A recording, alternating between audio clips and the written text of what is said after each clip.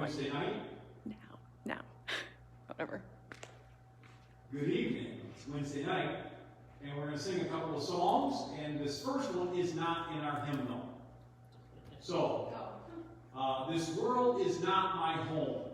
And I think you all probably know at least the first verse, so we're not going to do all of them because it's not in the hymnal. We'll sing the first verse and the second verse, I think. No, we'll just sing the first verse. Okay. Just the first verse.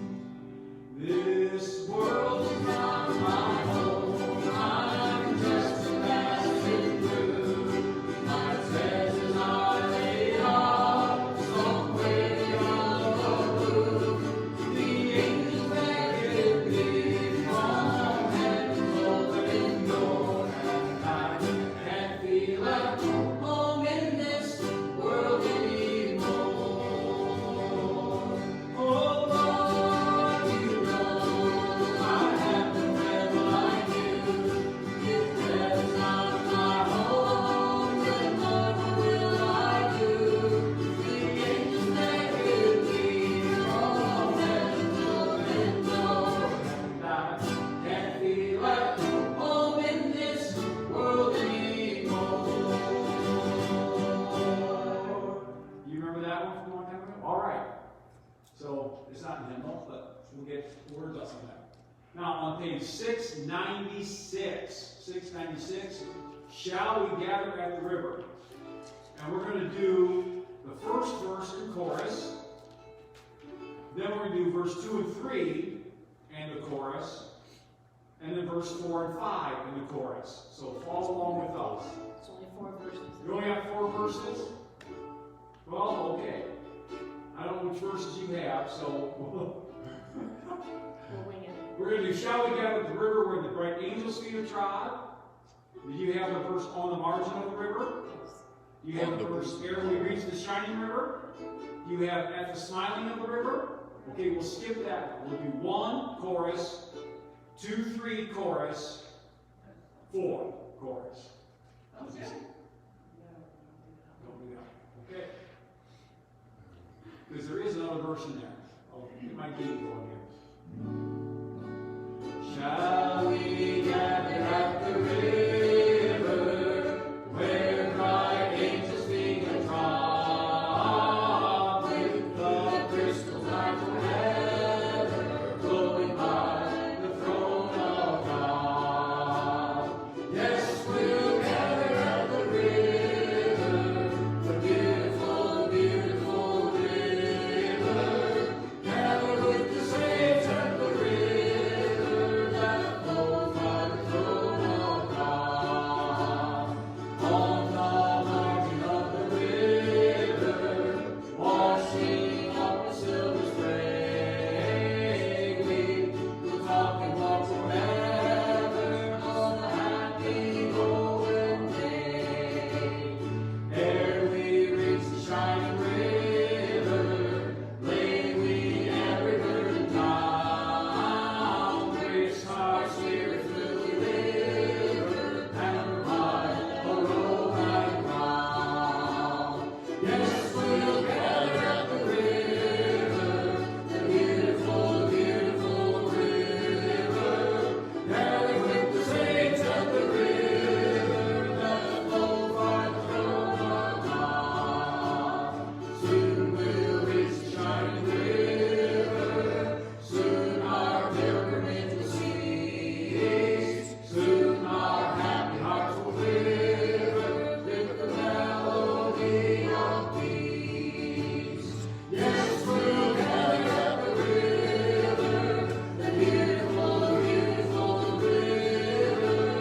Gather with the saints at the river that flows by the throne of God.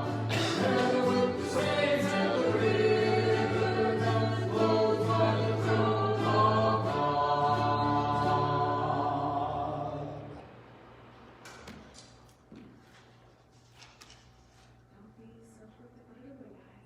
Page 685 will be our last song.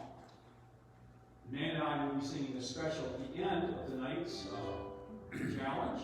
But 685, one that we all know, mansion over the hilltop. I'm satisfied with just a cottage below, a little silver and a little gold. But in that city where the ransom will shine, I want a gold one, that silver line. My God, is coming soon. Just over the hill now, in that right hand, will take my hand, and lead me home. And someday soon, we'll never more pass the Bahamas trees and the walls are pure as gold. Though often tempted to the method and tested, and like a prophet, my pillows are stone. And though I find here no permanent dwelling, I know He'll give me a rest of my own. I've got a mansion just over the hill now, in that right hand, will take my hand, and someday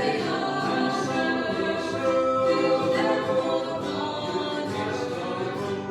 wander Bahamas streets are pure as gold. Don't think me poor or deserted or lonely. I'm not discouraged. I'm heaven bound. I'm just a pilgrim in search of a city. I want a mansion, a heart without crown. I've got a mansion just over the hilltop, in that right hand, will take my hand, will never hold. And someday we'll never more wander Bahamas streets are pure as gold.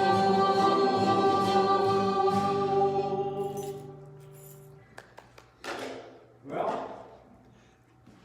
we're doing something a little bit different tonight.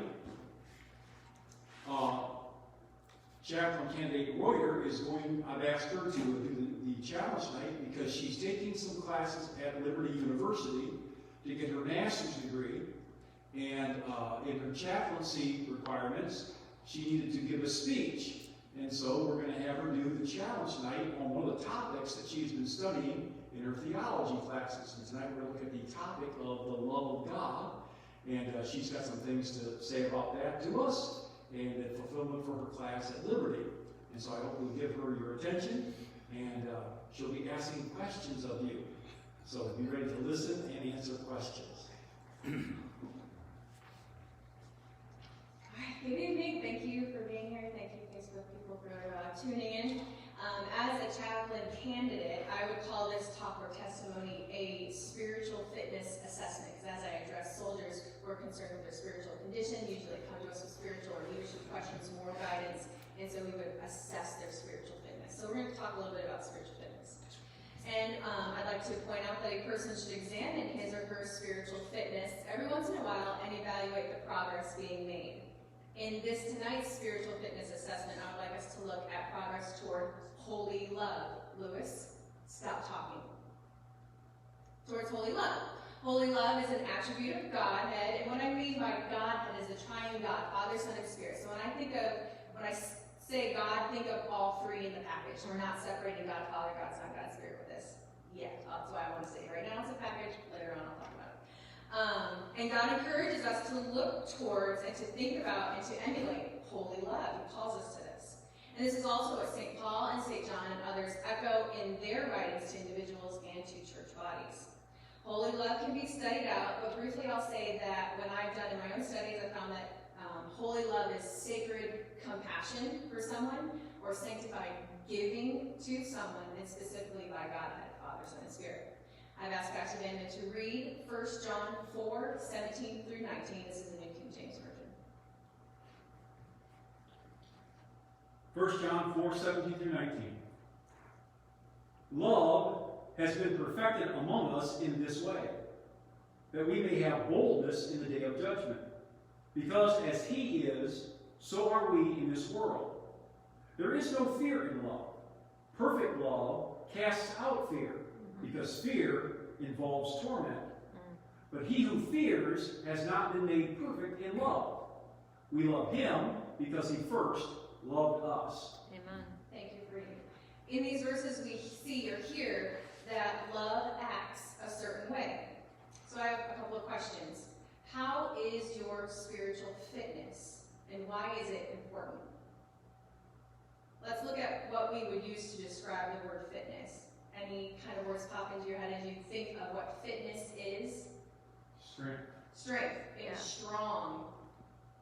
Health. Healthiness. Endurance. Endurance. Anything else? Yeah. Okay, maybe a lack of disease. If you're fit, you probably are. You're lacking some things, so we'll say that's disease. Okay.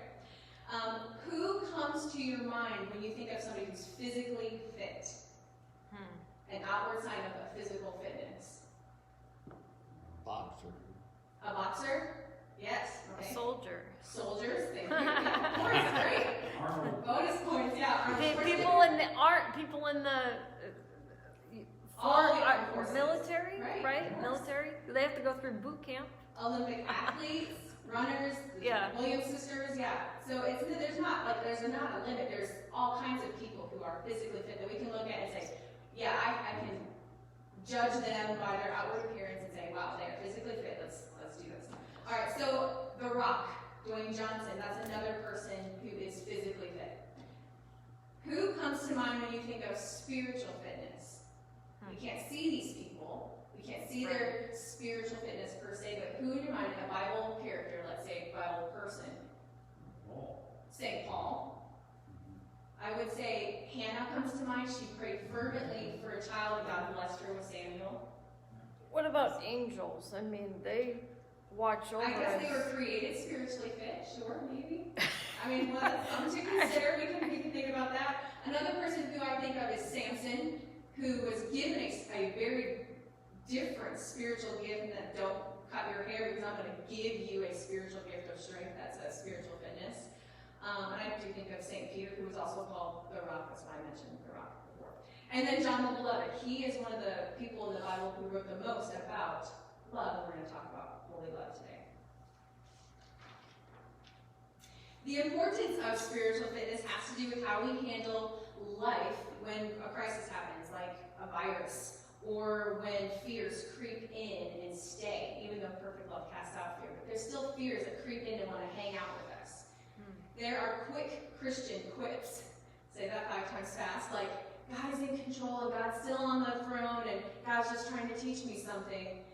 But that's maybe not always effective when I'm under that major stress and I have that crisis happening in my life. And when I'm honest with myself, I like to think that I can be honest with myself, right? I'm freaking out because of all these things happening. I might still think that God is in control, but that doesn't necessarily ease my fears in the moment, and that it sustains me, even though I know that to be true. That's good. And I might be feeling abandoned or neglected or maybe even punished. Like, why would this happen? Is this a punishment? But we just heard in 1 John that perfect love casts out these fears, those specific fears. You can claim that these fears are going to be gone because I know God loves me. Spiritual fitness is important because it helps us recognize our limitations and our abilities. We can't do it on our own. Are we healthy, strong, robust, and hardy in the ways of spiritual knowledge, spiritual disciplines, and spiritual gifts? And by spiritual, I mean the things of God. I don't mean some other form of spiritual care. I mean things of God. I asked Mrs. Vanderman to read 1 Corinthians 13, 4 through 7. Love suffers long and is kind. Love does not envy. Love does not parade itself, is not puffed up, does not behave rudely, does not seek its own, is not provoked, thinks no evil, does not rejoice in iniquity, but rejoices in the truth, bears all things, believes all things, hopes all things, endures all things. Thank you. In these verses, we see that love is living, and it's a specific kind of selfless love. My second question or series of questions is, what does God's holy love have to do with spiritual fitness? How can we make these two things go together? And I already said God's holy love is an attribute, and that is expressed by God's actions, but it's not just limited to his actions, because it is who God is. Without going too deep into what holiness and love are, or what specifically holy love is in that way, I'll mention again that Godhead, Father, Son, and Spirit, is holy love. He is sacred compassion and sanctified giving. He is inseparable from holy love, just like God is inseparable from Son and Spirit. And we can know what love is by looking at passages like 1 Corinthians 13 and 1 John and the words and actions of Jesus incarnate. We can know about holiness by reading about what God has consecrated or set aside as holy or sacred, like the seventh day of creation. In general, human beings, and more specifically the nation of Israel, prophets and priests, and God's holy word. If physical fitness is demonstrated by the health of our bones and the number of our cholesterol, then spiritual fitness can be demonstrated by the presence of holy love, or compassion and generosity born from a life lived in separation from the world's passions and fears in our lives, right? I know it's kind of a long thing, but we can see holy love in our lives when we are separated from those passions and fears that the world would push on us. That's good. God demonstrated his holy love in the act of creation. He called into being a creature, mankind, that would be in relationship with Godhead, the triune God. He continued the demonstrations of holy love through covenant and promise to his chosen people and his followers. The ultimate demonstration of holy love was seen on the cross about 2,000 years ago, and we just celebrated that a week and a half ago. God the Son incarnated to be with the creature, mankind, seeking fellowship, a re-fellowship of sorts, with the crown of creation. Relationship was the plan and purpose of Godhead with humanity from the very beginning. While mankind openly rejected relationship with him, Jesus, he sacrificed himself on the altar of separation from Godhead, knowing that there is no life outside of fellowship with God. Right. So I'm going to try to explain it further, and maybe I've already done the point, so you can just say, ignore this part. God the Son separated himself in a way from Father and from Spirit in his death. Jesus experienced real disunion so that mankind would not have to suffer it. Holy love in action is wholly or completely selfless. Holy love exercises, spiritual fitness, holy love exercises compassion and generosity.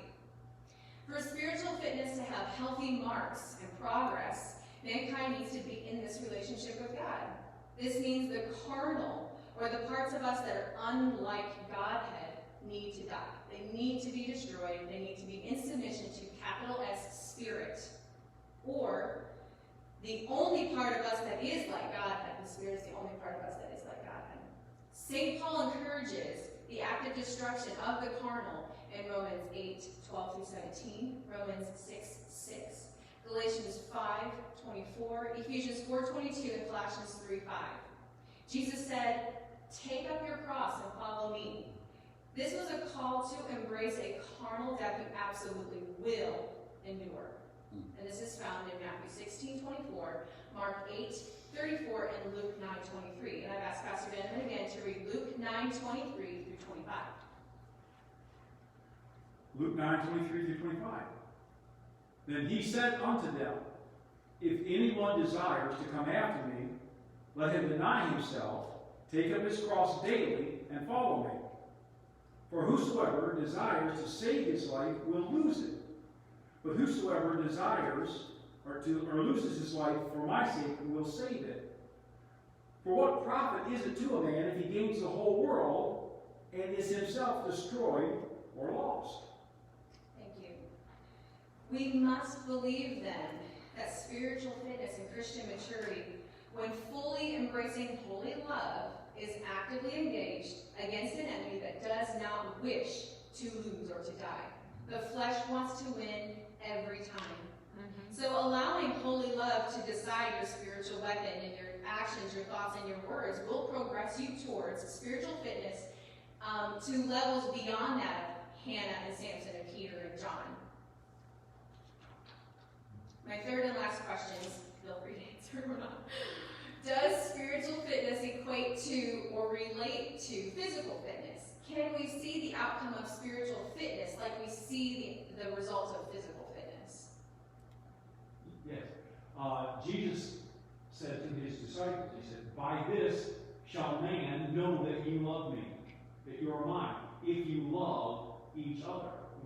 If we demonstrate the type of love that is completely unnatural to us, we demonstrate godly love, the world will see the way they love is better, different, unique, special. God says, that's how you know you're mine. And that takes work. That's good. The results of physical fitness lead to gains, like running faster, leaping higher, lifting heavier. And we see this fitness level in these elite athletes that we've already talked about because they are highlighted on TV and in magazines. Spiritual fitness impacts fitness in many other areas of our life, like social fitness or health, behavioral fitness like competence, psychological fitness, hardiness or mental toughness. Spiritual fitness may look like demonstrations or actions of well-being, having friends, being friendly, having good answers in Sunday school, having a great job, or even a happy marriage, right? As we have looked at God's holy love as a benchmark for our spiritual fitness assessment tonight, can we see ourselves or those Christian brothers and sisters around us acting in this holy love? What does a spiritually fit, holy love Christian act like? And you said, we will know them because they love others. Who in your life do you see as spiritually fit? You don't have to answer. If you say me, you're right. All right, I will now read Colossians 3:12 through 15. Again, this is New King James Version. Therefore, as the elect of God, holy and beloved, put on tender mercies, kindness, humility, meekness, long-suffering, bearing with one another and forgiving one another. If anyone has a complaint against another, even as Christ forgave you, so you also must do. But above all these things, put on love, which is the bond of perfection. And let the peace of God rule in your hearts, to which also you were called in one body, and be thankful. In these verses, we hear that the results of spiritual fitness lead to gains in mercy, peace, and forgiveness to others. In conclusion, spiritual fitness is a continuous effort. We have to exercise it. We must exercise the Spirit, capital S. It is good to evaluate our spiritual condition or progress daily, maybe even every moment by moment. Am I doing the right thing? Am I loving others, moment by moment? And we can use the metric of God's attributes like holy love to measure this fitness level. Right. Tonight we looked at our spiritual fitness in light of God's holy love. Do we demonstrate a sacred compassion or sanctified generosity towards others? This spiritual fitness assessment is intended to get you thinking about your call to be fit for the service of God's kingdom. He needs warriors who are spiritually fit to accomplish his plan and purpose, fellowship with mankind. Join with me in prayer as I pray portions of Psalm 51. Have mercy, God, according to your gracious love. According to your unlimited compassion, erase my transgressions. Wash me from my iniquity. Cleanse me from my sin, for I acknowledge my transgression. My sin remains continuously before me. Let me know joy and gladness. Let the bones that you have broken rejoice. Hide your countenance from my sins and erase the record of my iniquities. God, create a pure heart in me and renew a right attitude within me. Do not cast me from your presence. Do not take your Holy Spirit from me. Restore to me the joy of your salvation, and let a willing attitude control me. Lord, help us to grow in your holy love. Amen. That was Psalm 23, you said? Psalm 51. Oh, 51. Sorry. We have a song to sing about this, and again, it's not in our hymnal, but it is a song that you might know, and it's entitled, Create in Me a Clean Heart. And it's been around for a while, so you may know this one.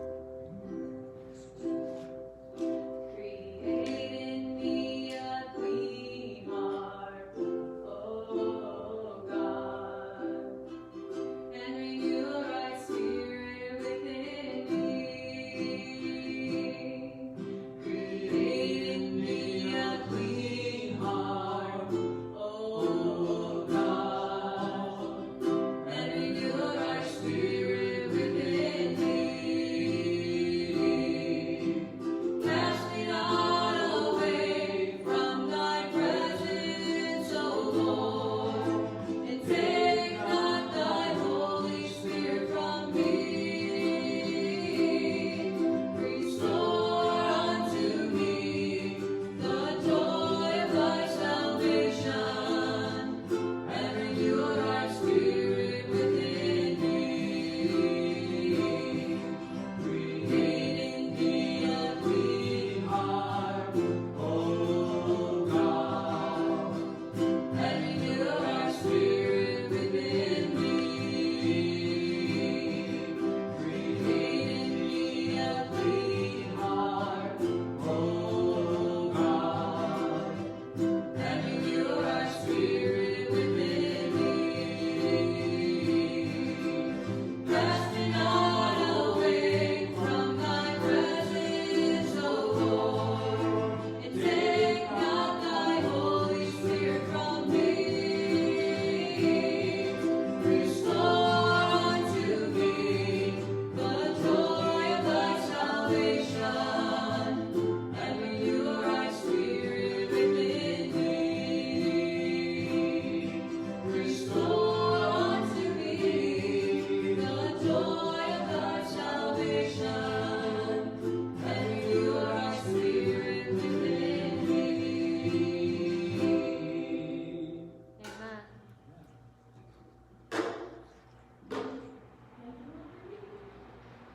Well, I thank you all for giving candidate Reuter for your attention. I hope it's been a help to you.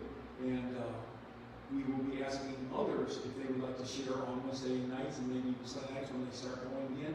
But normally well, on this, we don't have a Sunday service through the summer. And because we're already in quarantine and everything, we're just going to postpone our Sunday evening services until we get to the end of the summertime. So Right. that's so April, May, June, July, and August. So for the next 4 months, there won't be any evening services on Sunday night. There will be 10:30 Sunday morning and 7 o'clock Wednesday evening. And you're welcome to come and join us. We will be broadcasting those services live. And as soon as they lift any of the quarantine or you feel safe again or whatever, you're always welcome to come with us. But it'll be 10:30 Sunday morning, 7 o'clock Wednesday evening, live broadcast and stuff. And as we leave, we're going to be taking a tithe. So Floyd, you be standing by the door, and as you leave, put in millions of dollars. You are dismissed.